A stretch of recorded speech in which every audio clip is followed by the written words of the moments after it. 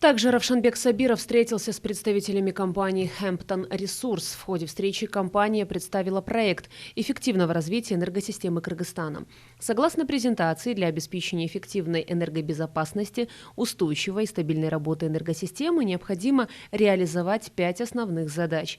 Введение эффективного тарифного и ценового регулирования на электроэнергию и тепло для увеличения внутреннего спроса на энергоресурсы, выведение сбыта электроэнергии и тепла из введения распределительных компаний для создания конкуренции, внедрение инноваций в угольную отрасль для повышения качества топлива путем строительства обогатительной фабрики по глубокой переработке угля, перевод всех котельных и электростанций республики на местное обогащенное угольное топливо, а также строительство участка железной дороги Балыкчи-Каракечи-Минкуш с поэтапной электрификацией всей отечественной железной дороги и строительство мини-ТЭЦ на базе всех действующих котельных. Хэмптон Ресурс отмечает, если правительство Кыргызстана одобрит этот проект, то эти задачи решатся без бюджетного финансирования за счет привлеченных инвестиций и инвесторов, и их реализация начнется с марта.